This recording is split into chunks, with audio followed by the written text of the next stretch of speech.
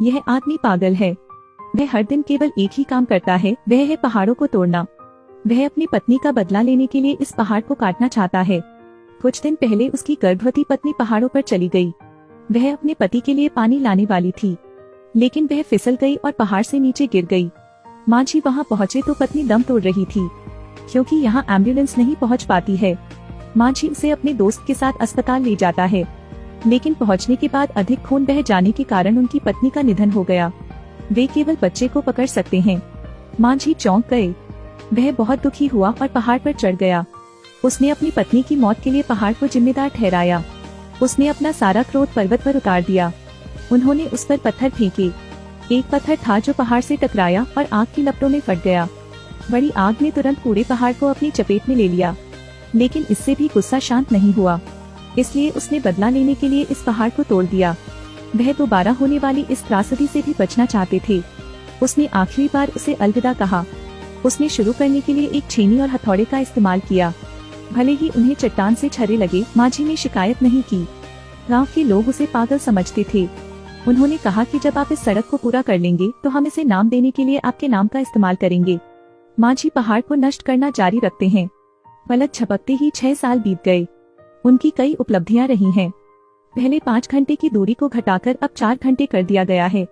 उस दिन मांझी के पिता से और नहीं रहा गया। उन्हें उम्मीद है कि मांझी को 2 बच्चों की देखभाल के लिए नौकरी मिल जाएगी। मांझी कहते हैं कि पहाड़ तोड़ना उनका काम है। इस बयान से पिता नाराज हो गए। वह दोनों बच्चों को छोड़कर चला गया। मांझी माल ढोने के लिए व्यापारियों की तलाश करते हैं। माल भेजने में उन्हें 4 दिन लगे। मांझी ने कहा कि उन्हें सिर्फ 1 दिन चाहिए।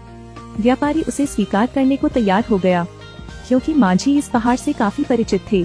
उसने अपने हाथ में कुछ पकड़ा और एक डाल दिया। वह अंधेरा होने से पहले वहां पहुंच गया। उसे तनख्वाह भी मिलती है। उसने दोनों बच्चों के लिए कुछ खाने की अदला बदली की। उनकी गहरी नींद में सो जाने के बाद मांझी ने पहाड़ को नष्ट करना जारी रखा।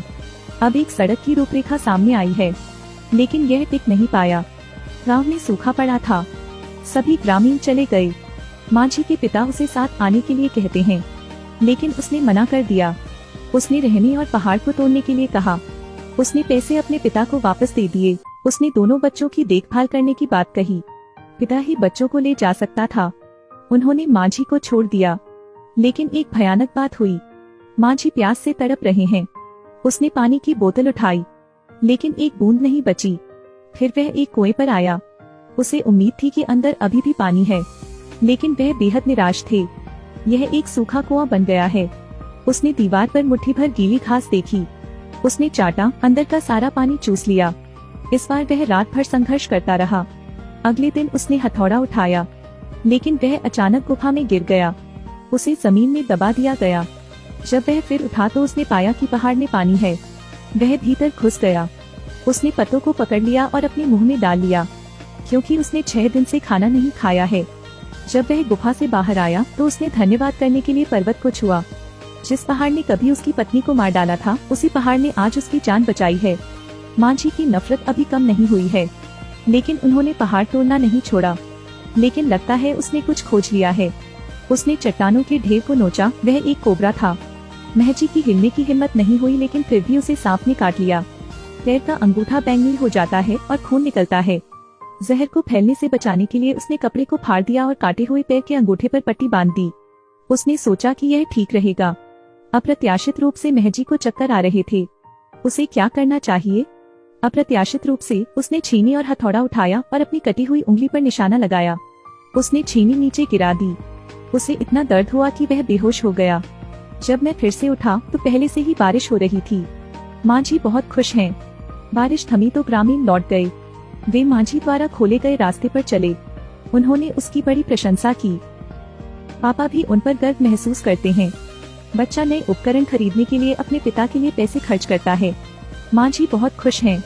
उन्हें सबकी पहचान मिली। 10 साल हो गए हैं। मांझी की कहानी ने पत्रकारों का ध्यान खींचा है। उन्होंने मांझी के लिए फोटो खींचकर अखबार में छापा। वह प्रधानमंत्री से मिलते हैं। उन्होंने सड़क ठीक करने की गुहार लगाई। प्रधानमंत्री ने उन्हें स्वीकार किया। पत्रकारों ने उनकी कुछ तस्वीरें ली और उन्हें अखबार में डाल दिया। गांव का मुखिया मांझी को वापस उनके गृहांदर ले आया। फिर वह पैसे मिलने का इंतजार कर सकता है। वह सोचता है कि यह अनुकूल होगा। लेकिन उन्हें कई साल इंतजार करना पड़ा। मांझी 22 साल से पहाड़ तोड़ रहे हैं। उसने पहाड़ के बीच में एक रास्ता खोलने का इरादा किया, लेकिन अब वह बूढ़ा हो चुका है। वह अब काफी मजबूत नहीं था, इसलिए उन्होंने स्थानीय सरकार के माध्यम से सड़क मरम्मत शुल्क के लिए आवेदन किया, लेकिन काफी देर तक कोई खबर नहीं आई। वह जिले में पूछने गया था, लेकिन दूसरे पक्ष का कहना था कि यह पैसा गांव के मुखिया ने काफी पहले ले लिया था, इसलिए वह ग्राम प्रधान के घर गया। उन्होंने अनुदान राशि के बारे में पूछा, लेकिन ग्राम प्रधान नहीं माने। मांझी मूर्ख भी नहीं है। ग्राम प्रधान ने घर और कार बदल ली है, यह पैसा कहाँ से आता है? ग्राम प्रधान शांत रहे। वह कहता है कि वह मांझी को जेल में डाल देगा, लेकिन मांझी डरे नहीं। उसने उनकी निंदा करने का फैसला किया। ग्राम प्रधान ने उनका मजाक उड़ाया, क्योंकि यह जगह राजधानी से 1300 से ज्यादा पेड़ है। उन्हें विश्वास नहीं है कि मांझी वहां पहुंच पाएंगे, लेकिन ग्राम प्रधान ने मांझी को कम आंका। मांझी रेलवे स्टेशन पहुंच गए हैं। वह राजधानी जाने वाली ट्रेन में बैठ गया, लेकिन उसके पास टिकट खरीदने के लिए पैसे नहीं होने के कारण कर्मचारियों ने उसे ट्रेन से भगा दिया। मांझी समाज की क्रूरता को महसूस करते हैं, लेकिन इसीलिए उसने हार नहीं मानी। वह राजधानी के लिए चलेंगे। वह ऐसे ही चलता रहता है, फिर थककर कुर्सी पर आराम किया। जब उसे भूख लगेगी तो वह भीख मांगेगा। वह एक शहर से दूसरे शहर गया। वह अंत में राजधानी पहुँचे। उन्हें एक अधिकारी मिला। उन्होंने अपनी और प्रधानमंत्री की तस्वीर निकाली, लेकिन विरोधियों ने इसे तोड़ दिया। दूसरे पक्ष ने कहा कि अगर उसने वहां जाने की हिम्मत की तो उसे बंद कर दिया जाएगा, फिर उसे घर भेज दो। मांझी पूरी तरह हताश है। उसने खुद पर शक किया, क्या उसकी दृढ़ता गलत है? शाम को मांझी ने अपनी पत्नी को सपने में देखा। उन्होंने हार मानने के बारे में अपने विचार व्यक्त किए, लेकिन उनकी पत्नी ने उन्हें हमेशा प्रोत्साहित किया। चाहे कुछ भी हो, मैं हमेशा आपका समर्थन करूंगा। उठा हथौड़ा उठा और पहाड़ तोड़ दे, नहीं तो मुझे अब तुम्हारी परवाह नहीं होगी। इतना कहकर पत्नी गायब हो गई। अगले दिन मांझी ने अपनी पत्नी की बातें सुनी और मार्ग प्रशस्त करना जारी रखा, लेकिन उसने गांव के लोगों को देखा। वह बहुत भावुक थे। कई वर्षों के प्रयासों को आखिरकार पहचान मिली है। वह फिर से पहाड़ को तोड़ने लगा। ग्राम प्रधान ने यहाँ पुलिस का एक जत्था भेजा। वह कहते हैं कि मांझी ने पहाड़ को नष्ट कर दिया। उन्होंने जो भी समझाया, उन्हें केवल एक थप्पड़ मिला। मांझी को जेल हुई और मौत की सजा सुनाई गई, लेकिन अगले दिन वे सब थाने के दरवाजे पर खड़े हो गए। वे मांझी को रिहा करने के लिए कहते हैं। मुखिया इस बारे में जानता है और अपने मातहतों से मांझी को रिहा करने के लिए कहता है। मांझी को इस तरह छोड़ा गया। अंतिम चट्टान को नीचे धकेलने के लिए ग्रामीण सेना में शामिल हो गए। उन्होंने पहाड़ और शहर के बीच एक सुरंग खोदी। हालांकि सुरंग केवल 110 मीटर लंबी है, जमीन के दो टुकड़ों के बीच की दूरी 55 किलोमीटर से घटाकर 15 किलोमीटर कर दी गई है। उन्होंने बहुत बड़ा योगदान दिया है। यह न्हू बोंग मूव्स द माउंटेन का भारतीय संस्करण है। यह भी एक सच्ची कहानी है। मुख्य पात्र मांझी 1982 में पहाड़ और कस्बे के बीच की सुरंग से टूट गया। 2007 में कैंसर से उनका निधन हो गया। जीवन प्रत्याशा 73 वर्ष।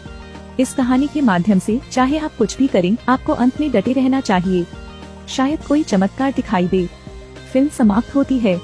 अलविदा।